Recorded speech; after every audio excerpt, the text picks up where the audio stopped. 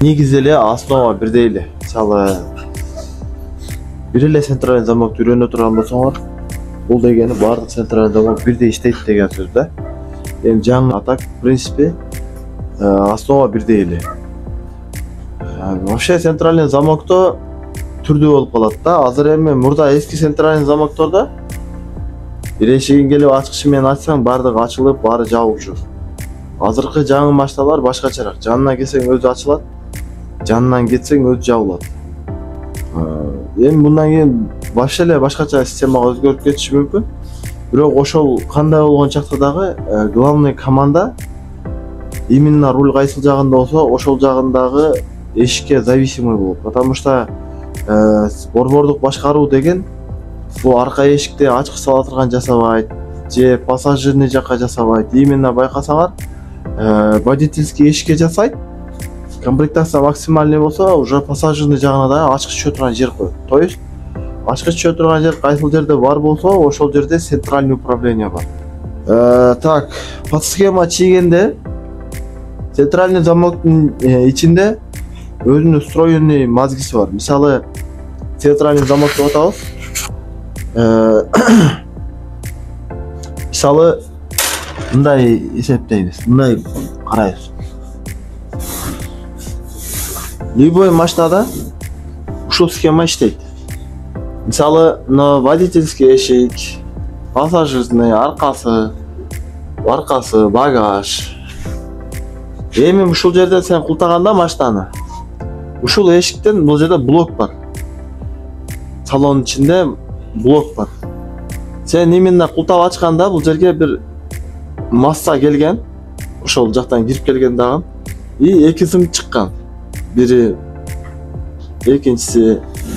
Эми сен качан бул жерге күлүчтү салып туруп, оңго же солго кылганыңда, оңго кылсаң мына массаны бул контакттан жиберет, солго кылсаң муну өчүрөт дагы бул контакттан жиберет.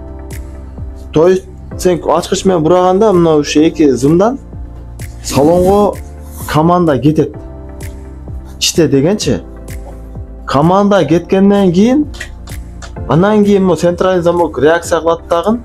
Мисалы, мындан ток келди делик, масса келди. Ошондо баардык эшиктерге ачылгыла деп задание берет. Эгер мындан минус келсе, баардыгына жабылгыла деп задание берет. Ал задание бунун ичинде встроенный эки релеси бар. Эки реле биригип бир кызматты аткарып калат.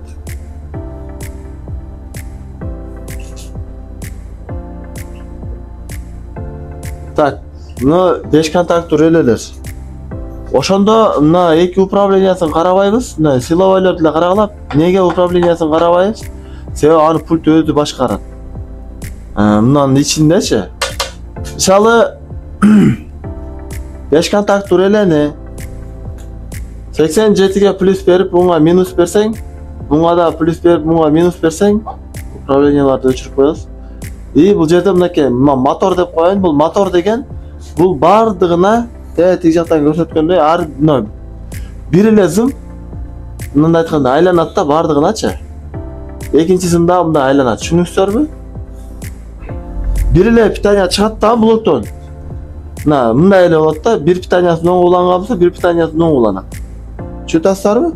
Бардык активаторлордун бирдей зымдары шуңа уланып, ушуна бардык шуңа кошулган болот, кыскасы айткандачы. Ошонго берген бир эле мотор чем, 30 контакттан питание чыгат, 30 контакттан питание чыгат. Эми карагыла, 87А, 87А минус. Демек, мына экөөнө тең минус бар.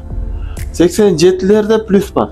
Демек, мына реле иштесе, мына именно мына релени кошсоң, мына плюска айланат, мына минуска туруп берет. Анан мына релени иштетсең, мына плюска айланат, мына өчкөнчү минуста туруп берет. Ушинтип сопротивление алмаша берет. Именно ушу ичиндеги релени мына эки зымдан келип аткан задание башкарат. Мисалы азыр мына жерге управление чейли, мына управление экөөнү бириктирип туруп плюска берип коелу. Эми мына управленияга мына зымдан, мына управленияга мына зымдан келтат да, чөтөсүңөрбү? Ошо бул машинанын заводской центральный замогу. Эми бул жактан көрсөткөндөй эле муну жакта көрсөтүп коет. Муну жашыл менен көктү карабайбыз, 3 сымды карайбыз. 3 сымда кара, ак, күрөң. Муну кара прямой минус. Эми алып таштаганда мына 2 сым калат. 2 сымдын бирөөсү открыт, бирөөсү закрыт. Азыр муну көтөрүлүп турганда бирөөсүнөн масса турат, түшсө бирөөсүнөн масса өтүп кетет.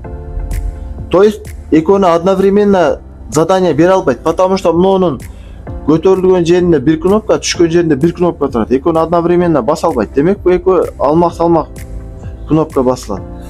А бунун ичинде кнопка басылганда мунун ичинде мынандай мелкий встроенный 2 реле бар. Размери кичинекей болгон менен принцип работасы 5 контакт реле кандай иштейт? Дал ошондой эле. Мындай 2 реле бар. Тиги схемада кандай чийилгенбиз ошондой. Ага отдельно мынакей питание берип атабыз, 87 контагына кирет.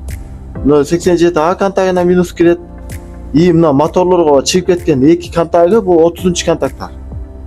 Эми байкасак мына 30 контактка чыкканда бардык моторго бирдей барып атат. Мына негизги эшикте бул 2 сымдан ашыкча 3 турат. Бул үчөөнүн өз биринчи задание келет, анан кийин бул жактан бардыгына бирдей эме чыгат да, команда. Түшүнүп атабызбы? Ошон үчүн адаштырбайбыз. Бул эми пульт коюп атканда вообще ал пульт табагында айтып берем.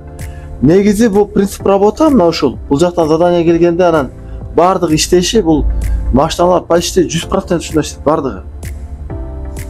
Бул универсальный китайский блок, бул да универсальный китайский активатор. Бирок ичкери жакта машинада активатор өзгөрүшү мүмкүн размерлери. Бирок основа, токтордун иштеши ушул эле. Ушундай эле иштейт. Блок өзгөрүшү мүмкүн. Ичкериде мындан 2 эсе чоң бир блок болушу мүмкүн, чоң блок болушу мүмкүн. Бирок принцип работа ушундай эле болот да.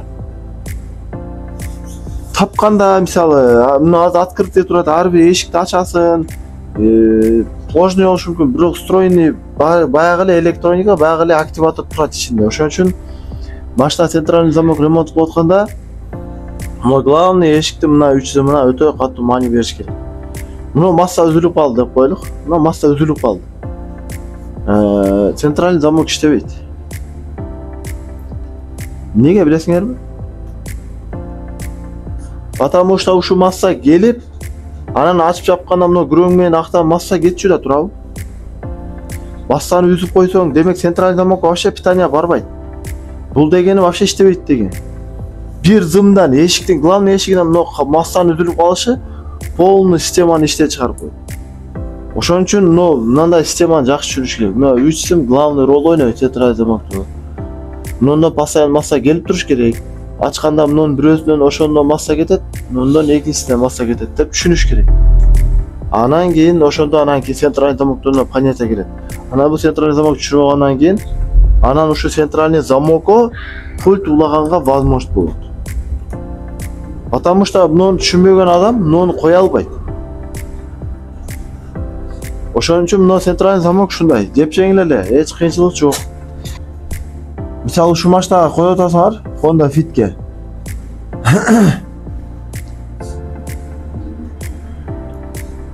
Главный эшигин ачсаңар, мынандай 2 штекер бар, именно главный эшикинде. Ичинде мындай встроенный. Ушу ачсаңар, именно кичинекей болуп турганы ушул жерде 2 контакт. Именно моторду иштеткен контагы да. Аны мына өйдөсүнөн билип алсаңар болот. Мына именно ушунун тушунда эле мына 2 контакт турат, көрдүңөрбү? Ошо 2 контактка мына мотор келет. Мотор 2 тешиги ошол контактка сайлат. Бул 2 тегиде жашыл менен көктүн өкүмүндөй эле. Ал жерден питание келсе мотор иштейт. А экинчи жагы мынакей именно муну карагыла. Мына 3-үн жанында эмнеде дорожка турат, көрдүңөрбү? Дорожканын бирөөсү узун, экөө каратышка болуп турат. То есть узунунда масса турат. Каратышкада мисалы буларды башкарган мындай контакт бар, мынакей. Мына сары жезди көрдүңөрбү? Эгер ал сары жез өйдөгө же ылдыйга жылатырган болсо, мына узун контакттан масса бар, мына каратышкаларда задание кетет. Өйдөгө болсо бир контакт менен контакт иштетет. ылдый болсо дагы бир контакт менен контактт этет. Түшүнүп атасыңарбы? Бул мына заводскойдун ичи. Бул в принципе любой эле машина ушундай эле болот. Ушундай эле устроенный болот. Главный эшикти ачканыңарда мисалы мына ушундай пайда болот да, ушундай 3 кнопка провод отдельный, 2 провод отдельный. Мына ушул жерде эми силер вообще центральный замкто иштебей атат да. Текшеришиңер үчүн именно 3 проводду суруп туруп, масса барбы, жокпу текшерип коюшуңар керек. Масса бар мисалы. Анан жаап ачканда баягы экинчи 2 зымдан масса чыгып атабы, чыкпай атабы. Балки мына ичинен суу кирип, мына контакт сынып калышы да мүмкүн, туурабы? Ошону текшерип коюш керек. Мына контакт иштеп атабы, иштебей атабы. Бул мындай айтканда центральный замоктун пульту болуп эсептелип калат да. Штатный дечи. Ошо кичинекей эле контакт, сен ключ салып, ачып жапканыңда, ошо кичинекей контакттар эгер таза болбосо, жакшы контакт этпесе, центральный замок калган эшиктер иштебейт. Бул мындай кыскача эле бир понятие. Эми ушул зымдардын баардыгы чогулуп келип туруп, но предохранитель турган местага келет. Мына мисалы мына главный эшикте чыккан жер мына турат го. Мына ушул азыр главный эшиктен кирди дагы. Ушул жерге тарайт. Эми азыр мындай видеодо жакшы көрүнбөйт экен. Негизи мен айтайын деп атканым, силер главный эшиктин обшивкасын чечип туруп, ал жака зым тартып барып, ошентип иштеш шарт эмес. Силер уже эгер зымдын светин билбесеңер, схемадан эле зымдын светин карап алсаңар болот. Мисалы, мынандай, ушу фиттин главный эшигинин активаторуна кандай түстөгү зымдар барат билип алыш үчүн мындай оп-оңой эле да. Мисалы мынтебиз. Honda Fit активатор. Мына бул жерде карагыла. Именно 2 проводду да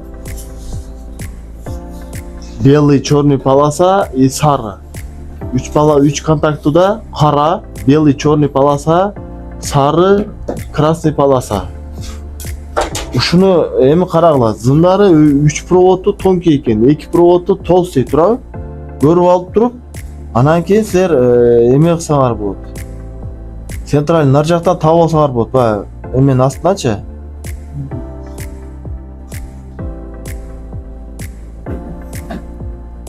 Honda Fit установка. Honda Fit установка сигнализация. Honda Fit установка сигнализация десеңер, полный мисалы кайсыл жерлерден подключениялар тапса болот, өзү мындай готовый формат бар.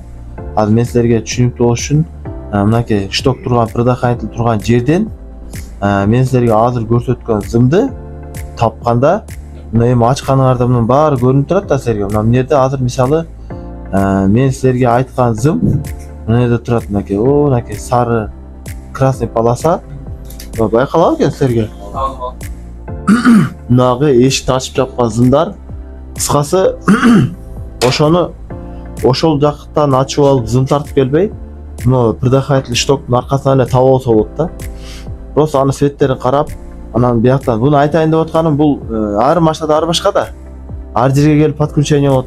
Главный эшиктен кирген жеринен баштап эле таап аласыңар да. Мисалы, адашпаш үчүн мынакей мына жүгүттөн артынан кууп келесиңер. Эшиктен кирди, жүгүт кирди дагы мындай келип тарайт да. Оңой эле да мындай айткандачы.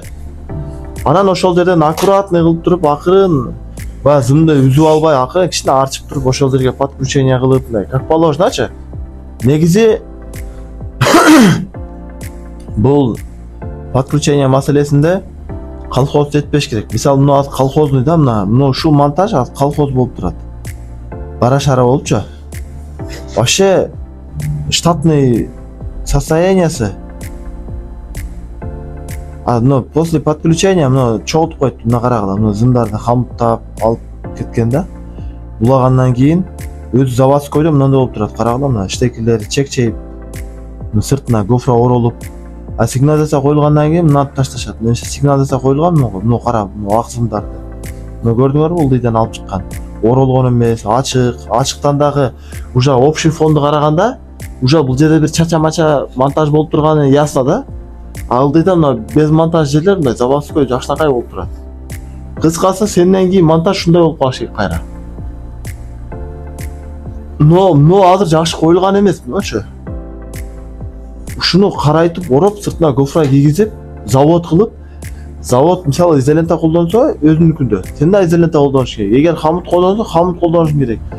Изолента орого неудобно экен деп эле хамут менен жуп деп кете бербеш керек да. Түшүнөсүңөрбү? Мен айтайын деп аткан сөз мындай. Кыскасы машинаны центральный замокту изилдеп атканда, ремонт кылып атканда, подключение кылып атканда машинанын штатный системасын бузбаш керек да. Штатный системасын бузбай, ошонго карап өзүнүкү кандай монтаж болуп кеткен болсо, ошондой алып ичине жайгаштырып, көрсөтпөй алып кетиш керек. Ошондо ана машинанын өмүрү жакшы мындай долговечный жүрүп берет да. Центральный замок негизи основа ушундай эле жигиттер. Принцип работа простой, болгону именно биз как мындай кантип табабыз, мисалы каерлерден табабыз, ушул главный ролду ушул турат. Анан эми центральный замок япошкаларга негизи коюш оңой. Башка машиналарга кыйын. Анан кийин именно Honda Fitке коюп атсаңар мисалы. Honda Fitте мындай подсказкалар бар. Мисалы мынтип кирсең, установка сигнализация Honda Fit 2013-төн 2020-га чейин кайсы проводдорго эмнелер уланат полный мындай подсказкалар бар.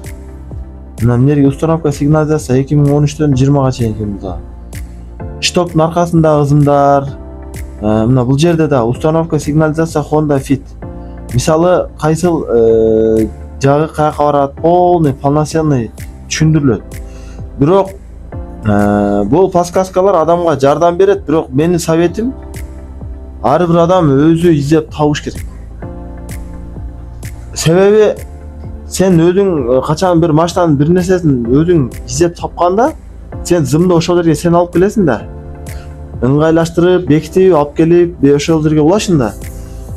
Булар мисалы полноценный маалымат берген эмес да. Мындайынан бекитип келесиң, мынтип установка кыласың. Бул жерде в основном эле именно кайсы зым экенин эле айтып койгон да. Ал бизге удобный болушу мүмкүн, неудобный болушу мүмкүн. Балким о штоктон көрсөтүп аткандыр, штокко чейин жарым метр зым тартып чыгышка туура келип калат. Ошон үчүн бул жакка караганда көчө адашып калса, бул жерден болгону примерно кайсыл жерде экенин көрүп алыш керек. Анан кийин ошонго өзүңө ылайыкташтырып монтаж кыласың.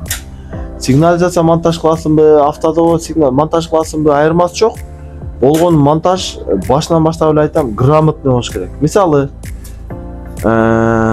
центральный замокто канчалык деңгээлде иштеш керек. Мисалы, центральный замок сабагында центральный замок төшөйлү. Мисалы, мынакей мен өзүмүн каналымда бир ошондой видео бар. Так, нерде?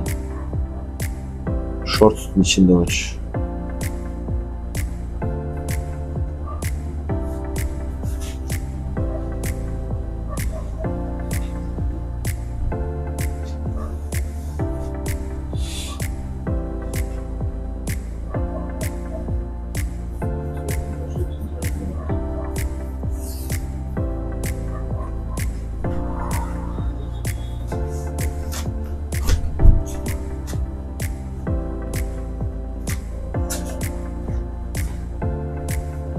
Дагы калган эшиктерге команда берген эшиктер да бузулуп калган. Эми ушунга азыр силер жөнөкөй эле универсальный эле дешевый активаторду коюп атканда мындай болот. Акка берсе ачык, сарыга берсе жабат.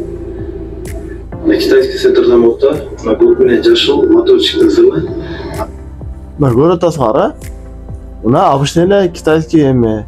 Мынакей эки моторго келгенди улап туруп, управленияны кара масса улап, мына күрөң актарды управленияга улап, азыр мессасын монтаждалган мессасын кара, ак, күрөң үчтө карага уланат. Күрөңдү акка улайбыз, акты сарыга улайбыз. Токизда, солусунда мындай. Көктү сарыга, жашылды акка. Пистолеттин ол жерге катырабыз. Мына. Сыры болса, Gördün mü? Mına aktivatör. Ол жерден кесіп қойып шығып пистолеттің арқасынан киіп алды. Бұл түшүнүңүздөр основаны. Мисалы, штатныйын алып штап туруп деле идеальный кылып коюп койсо болот, иштей берет. Айырма жок экөөнүнчө. Эми азыр штатный, мисалы, штатный активаторлор эми азыр пока бар да. Бирок эртең бул деле түгөнөт да, ташып атышат пока туурабы, алып келип атышат, кое берет, бирок бул түгөнөт. Анан кийин ошол мезгилде не обязательно штатный, именно штатный алып келип улаш керек дегенчи. Ошол эле универсальный деле как положено алып коюп койсо болот, иштей берет. Мен айтайын деп атканым, маселе системада да. Системаны четко билип, коюлган жери точно коюп, эч жерге тийбеш керек, айдаганда тарактабаш керек. И зымдары полный термоусадка менен ал жака суу тиет да. Изолента орап койсоң кайра кое бериши мүмкүн. Термоусадка менен четко кылып, установка кылып койсоң жүрө берет ошол жерде. Анан эми андан башка деле мисалы, башка эшиктерди деле ошондой эле. Мисалы мен өзүм Range Rover'ме аркасына анын активатору мисалы сатылбайт. Сатып алсаңдар бир 10 000 сом турат. Ошондой эле универсальный деле монтаж кылып койгон. Боковой элечи. Мындай айтканда, любой машинанын активаторунун ордуна коюп койсоң болот да, теге универсальныйдычы.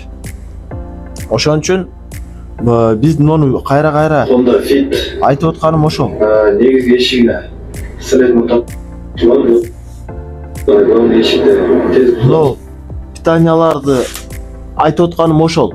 Эси мына принципти түшүнүп алсак, мыналар култайт экен, мыналар моторду общий иштетет экен деген принципти түшүнүп отурган болсок, уже бизге машинанын айырмасы жок да. Любой машинаны подключение кыла берет. Мисалы сиз полный эшикти жапсаңыз, сиз аркада койгон эшик ачылып калды. Полный эшикти ачсаңыз, ал наоборот. Ошондо эмне кылабыз? Болгон эле зымдарын алмаштырып коебуз. Мисалы көбүнчө жаңы үйрөнчүктөр моторду коет дагы общий кулдап туруп барып ачса ачылат. Мотор күч жетпей атыр деп моторду ал ыргытып берет. Аны мындай сопротивлениесин алмаштырып койсоң, ал туура иштеп баштайт. Кээде ошондой да болот да. Кыскасы айтканда, ошол эле универсальный менен баардык эле машинаны жасай берсе болот. Бир эле система менен полный иштей берет. Насчет активатор. Мисалы активатор эмне кылат? Активатор бул моторчукта. Мисалы бул жака чийип көрсөтөйүн силерге. Эми центральный замок деп калдык. Бул центральный замок машинаны ачып жабуу системасы да турабы? Машинаны ачып жабуу системасы болгондон кийин, мисалы бул жерде биринчиден биздин замогубуз. Замокто темирден атайын устроенный жасалган болот дагы. Именно баягы эшикти бул жерде петлясы бар, эшиктин петлясы ортосу дырочка. Именно ошо петляка эшикти барып жапканда култап кала турган мындай язычок бар да. Азыр келип эмне курсагын урса, мына язычок эмнеге салып култанат. Но главный эми биз замок, центральный замок деп аткандан кийин бул обычный эле баягы үйлөрдө биз култап жүргөн эле замоктун өкүмүндөгү эле замок. Бирок ушул замокту электрондук форматта блокировкага түшүрөт да активаторчу. Анан кээде центральный замок ремонт болуп атканда биздин полный проблема центральный активаторда эмес, центральныйдын замогунда болуп калат да. Мисалы сен мына култай турган механизм өзү бузулуп калган болсо, сен электронный активаторуң ушунун аркасында турат, эмнедечи. Мына мисалы эмнеде мындай шарнир болгон болсо, анан муну барып жапсаң мына жери тийип, анан могу култана турган болсо мисалы. Бирок ушу култанганда именно ошону кайра ача турган мына жерде дагы бир петляк бар. Мисалы ушуну рычагты өзүнө тартса, муну кайра кой берет. Ошо рычагты тарта турган жерин именно мына ортодо ушул экөөнү улап кайра үзө турган нерсе бар да. Ошо экөөнү улап үзө турган нерсени мына башкарат, түшүндүңөрбү?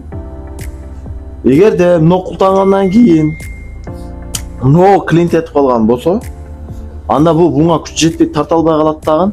тоже ошо эшик ачылбай же жабылбай туруп калат.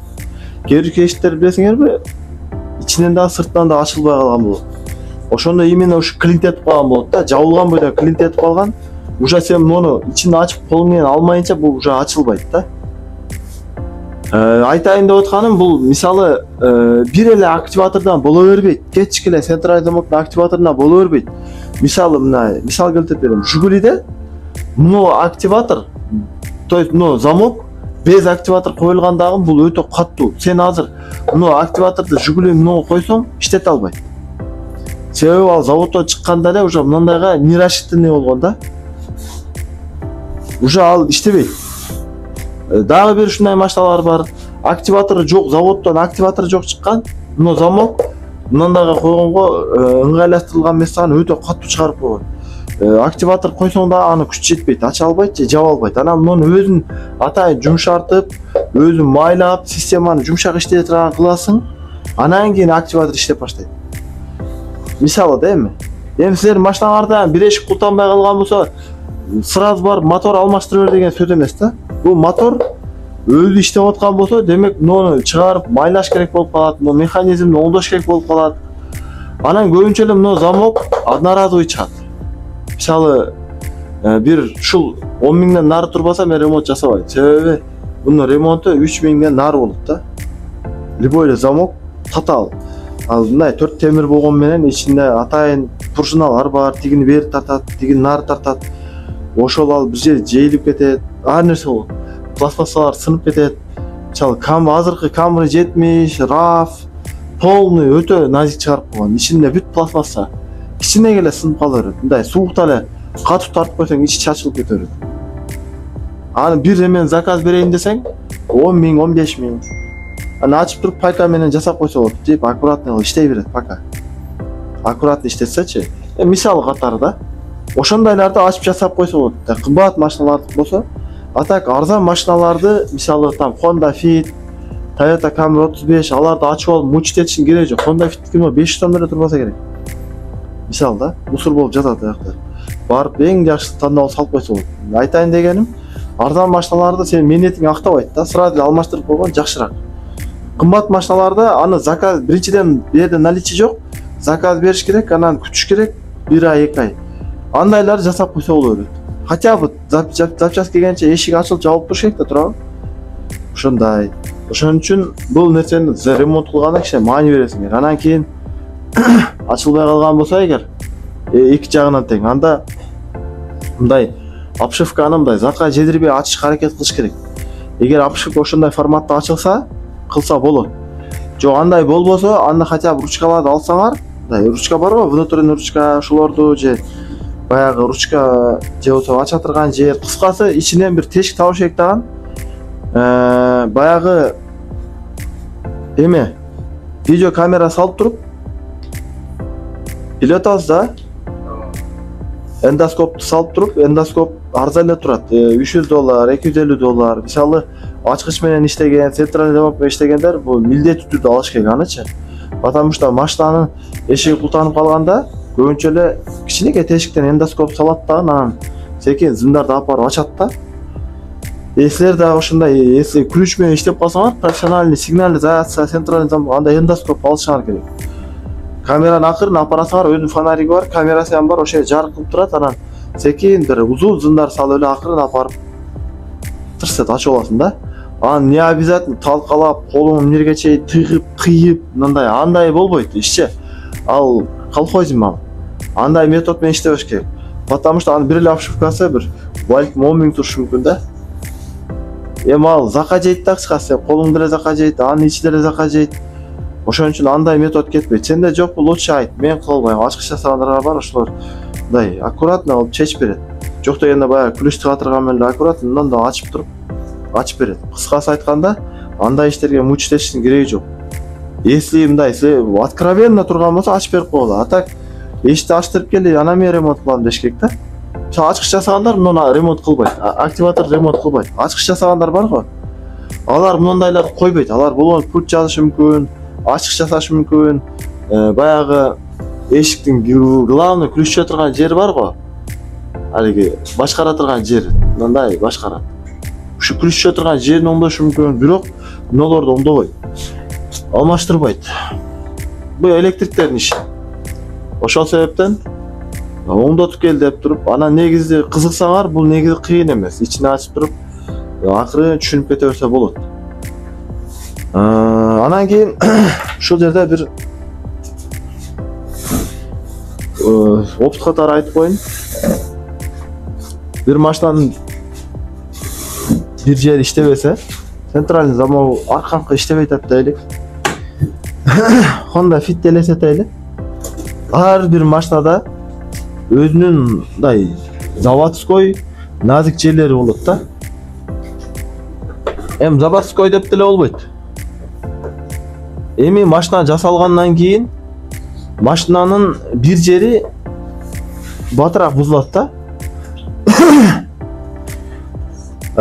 Ошондой машиналарга мисалы Honda Fit'те арканкы эшиктеги резинасы мындай бир аз турамел форматта жайгашып калгандагын ошол жер сынат, зымычы. Бирок 20 жыл дегенде сынып атат да, эми азыр сынып атат. Мисалы Fit'терин 2005ке чейин да, ал 25 болуп атпайбы? 20 жылда сынып атат. Мекеси ашыгы менен иштеп анан сынып атат. Негизи ошондой жер бар. Алды сынбайт, көбүнчө аркасы сынат. Мисалы баягы зым бар го. Арка эшик иштебей калган болсо ошол жерди ачсаң, ошол жер сынып кала берет Fit'тердечи. Айнек иштебей калган болсо, арканкы айнегичи, ошол жерди ачсаң зым үзүлүп калган боло берет. Айтайын деп атканым, машиналардын ушундай жерлери бар да, ар бир машинанычы. Мисалы Honda Fit'тин арканкы эшигинин зымы постоянно үзүлөт. Honda Fit'тин задний вити постоянно сынат. Потому что Honda Fit'тин задний вити мындай болбойт. Мисалы башкалар колуң менен мындай алсаң жабылат да турабы? Аны колуң менен мындай алсаң ичи салганып кетет. Honda Fit'тики. Honda EDX, кыскасы Hondалар почти 90% ошондой да. Колуң менен жаба турган болсоң сынып кетет. Ал ичи электронный да, электронный менен жабат, электронный менен ачат. Анан көп алей өтүп кетейин деп туруп. Тарса сеники сындыраттан өтүп кетет. Десек сынык, шалтактап калган. Кыскасы бул ушундай машиналардын назик жерлери бар. Анан мисалы Honda Opel Zafira дегенин дагы арканкы эшигинин ошондой резиналар үзүлө берет. Honda Servo дегенин передний эшигинин зымдары үзүлө берет. Honda Servo экинчи поколенияныкы. Биринчи поколенияныкы экен. Түшүнүңөр, мына эшигине чыккан жерде зымдар үзүлө берет. Ушундай ар бир машинанын бир назик жерлери бар, чыгат. Мисалы дагы кайсы машина бар? Мисалы Hyundai Sonata'nын, Hyundai Elantra'nын, Hyundai Avante, Solaris, ушулардын постоянно свечасына май чыгып берет. Эмне үчүн дегенде, верхний крышкасы пластиктен да. Пластмасса температурага чыдабайт даган ийрейип кете берет, ийрейгенде анан май чыгып берет. Крышка прокладкасы, крышкасы өз тез алмаштырып аладыгычы. Мисалы ушундай заводдон уже булар даже 10 жыл боло элек машиналар да. Элентралар. Заводдон кандайдыр бир жери недоработанный болуп чыгат да, андай нерсе любой машинада бар. Любой машинада эстей албай атам да просто. Любой машинада болот, ошол жерлерди ключевойлор жаттап алсаң, мисалы Honda Fit келет, арка айнегим иштебей атат десе, уже тебе ясно да, уже зым үзүлүп калган. 90% зым үзүлүп калат. Баягы обшивкасы чечпей эле резинкасын да ачсаң ичинен зым үзүлүп чыгат. Ошол жерде эле тарс улайсың, обшивканы ham чечпейсиң. Болду, уже услугаңды аласың, ал кете берет. Центральный замок иштебей калды десем ошондой. Ана Hondаларда, Toyotаларда, Hondалардын 2005-теринде постоянно багаж иштебей кала берет. Багаж клинт этип кала берет. Toyotаларда, внедорожниктерде постоянно багаж суу кирип туруп, механизм клинт этип кала берет. Баг механизм ача турган жер бар го. Ошол жерлер. Мисалы да, эми ушундай проблемалар бар. Mazda көп келет. Кыскасы бул ар регионго байланыштуу болуп калат. Мисалы Бишкекте андай тема жок. Бишкекте көбүнчө эле алмаштырып иштешет да. Региондордо ошо кайталама машиналар бар. Мисалы региондордо Hondалар өтө көп да. Honda өтө көп, ошон үчүн Hondалар тынбай бузула берет. Анан аны кайра переделка кылып жасай беришет. Буну айтып аткан себеби машиналардын баягы тонкий жерлерин жатташ керек. Анан кийин Постоянно бузула берген нерсени эч качан переделка кылбаш керек, алмаштырып ташташ керек. Ошондо жакшы иштейт. Мисалы Lexus'тардын багажы полный проблема. Багаж постоянно бузула берет, сына берет. Потому что алар багаж өзү мындай назик иштелип калган да. Багаж керегинен оор да. Багажды кармап туруп сен багажды ачам деп эле тартасың, ручкаң сынып кете берет. Lexus ошондой. Андан кийинки Lexus'тарда уже багажын жеңил, анан башкачараак кылып чыгарган. Кыскасы ушинтип ар машинанын косягы бар, ошол косягын уже мен бир Lexus'тун багажын ордойм деп 3 күнбү ушундай убактым кеткен да. Акыры по-любому замена кылган. Я имею в виду ушундай иштер бар, вообще ремонт болбойт. Сен аны пайка кыласың, клей кыласың, темирден боковойно карматасың, прут кыласың, сонун кыласың. Иштеп турат, бир күнү хозяин өзү билет, акыры тартып ачып жиберет. Бир күнү бирөө билбеген бирөө келет да катуу шак тарса кайра сынып калат. Кыскасы болбогон нерсе да. Лучше алмаштырыш керек. Жакшы баягы эмелерди коюш керек, помощниктер бар го, насостор. Ошонун эле күчтүүсүнөн коюш керек, баягы сен ачканда дырсы көтөрүп кететчи болчу. Чытасыздар да. Ошондойлар коюп, ошентип оңдош керек да. Оңдогондо мындай айтканда заводдун проблемасын чечип коюш керек да. Мисалы заводдон бир косяк кылынды. Аны неге сынып атканын анализ кылыш керек. Аны көп эле эскилик да, туура эскилик, базар жок. Бирок башка ошо менен годовой бирдей машиналар багаж сынбай эле жүрөт да. Демек бул сынып атабы, бунун бир проблемасы бар.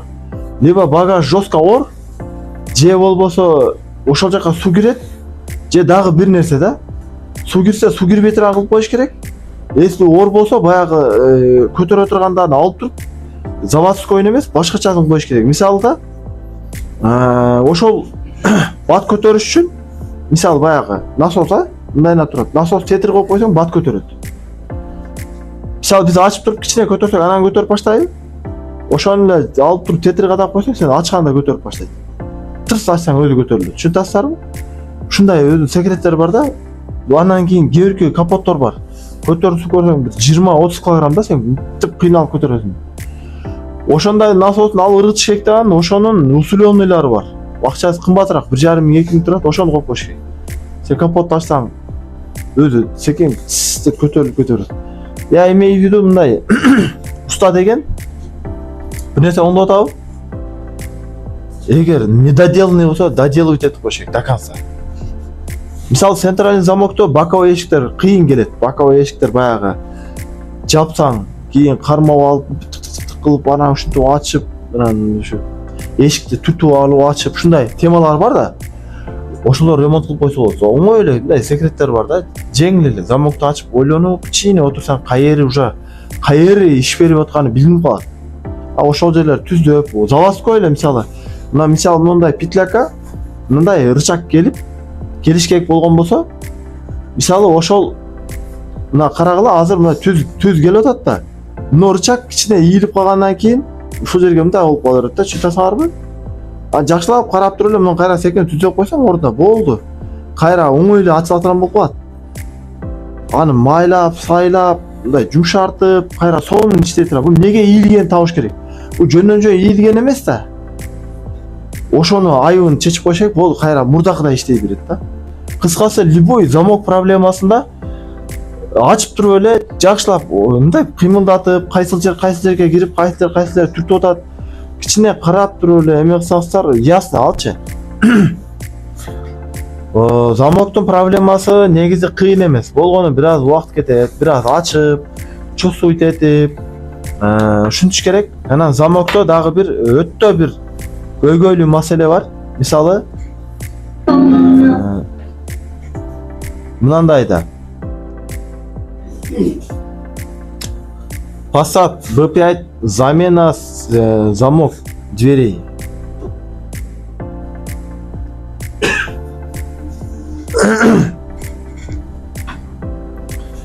Мисалы Passat'тарда силер эшикти замогун чыгарам десеңер, мынандай саморез турат. Бул саморез многогранный деп коет. Бул жерге шестигранка ham түшпөйт, башка ham түшпөйт. Түшүнүп атасыңарбы? Буну өзүнүн ключун алмайынча мына сарбайт этилип калат. Буну бир сарбайт этип алгандан кийин мына байкагыла. Могул жерде сыртында тинике, ичинде силовой, мындай айтканда экспо. Если сарбайт этип турган болсоңор, буну уруп деле ача албайсыңар, болгаркалап деле ача албайсыңар, өтө проблемага айданат. Эми центральный ким, мен центральный замок менен профессиональный иштейм десе, ушунун ключу бар, 2800 турат. Комплект. Полный башталарга түшөт. Ошону сатып алыш керек. Замокты ачыш үчүн атайын өзүнүн ключтөрүн алыш керек. Ошо ключтөрүн албайынча, мына замоктор закка жей берет. Мына замоктун ичин ачсаңар, мындай ичи дагы бир мындай өзгөчө. Мисалы, мына ушул жерде центральный замокко жетиш үчүн мына болттарды чечип, нерде стопурлар бар 1-2, нерде кара.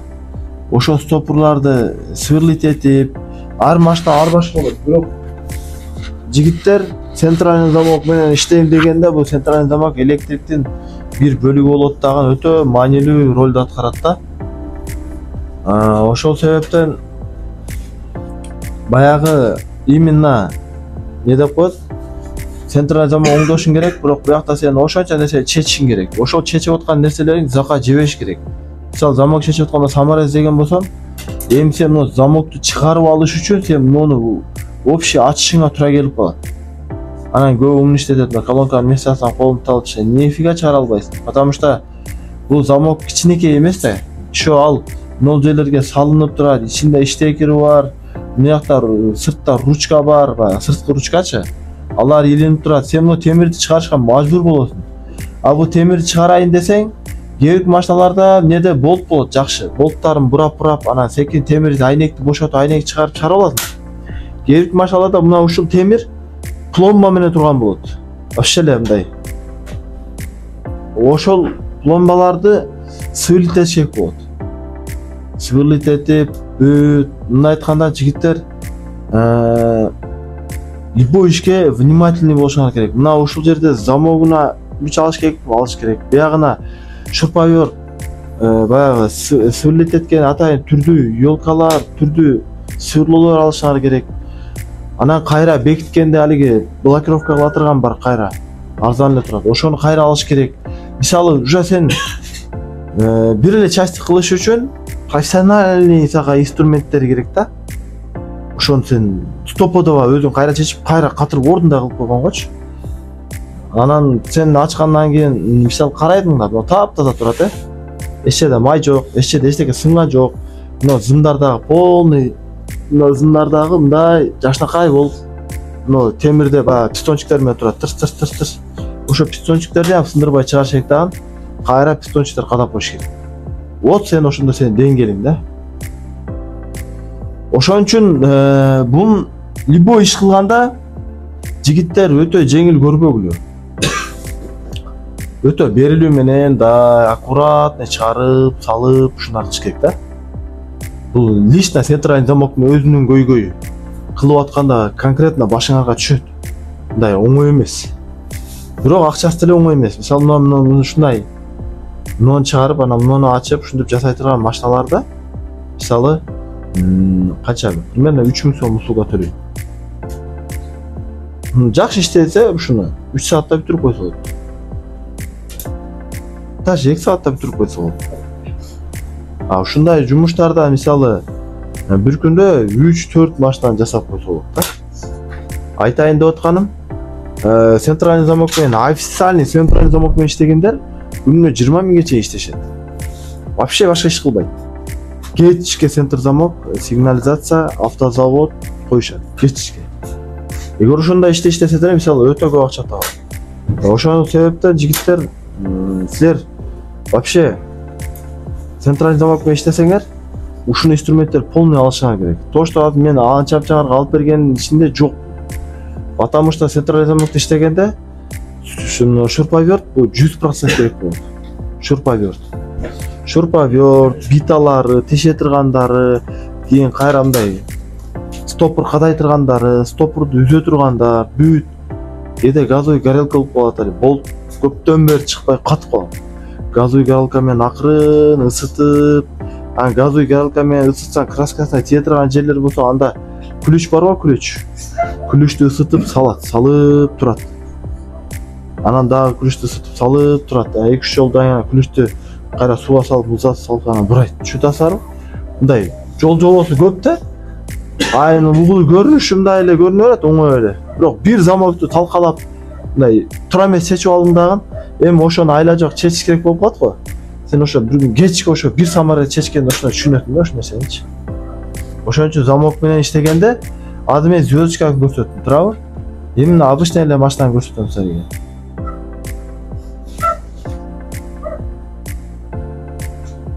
Honda Fit, замена замок дверей. 3 эшикке каткан жери турат го, мына сары ямалар. Ушул жерге саморез катат да. Саморез обычный эле саморез. Бирок бул жагы балтабой болот да. Балтабой болгон үчүн өтө каттуу кармайт дагы эшиккечи. Аны обычный эле китайский отвертканы салып туруп эле, дешевый отвертканы салып бура бере турган болсоң, баягы отвертканын учу ийилет да, баягы жер резбасын яман өлтүрүп коет да. Андан кийин чоң отвертка салганың уже жардам бербей калат. Анан уже аны молоток менен секи уруп чыгарып, башка болуп салыш керек болот, же болбосо болгарка менен тилип, короче, мындай 15 секундалык ишиң кадимкидей жарым саатка айланып кетет да. Ошол болт менен алышасың да. Ошон үчүн мен оригинал инструменттер менен иштегиле дей берем да. Оригинал инструмент ошол жерге просто один на один шылык түшөт. Басып туруп бурасаң тырс деп четко чечет да.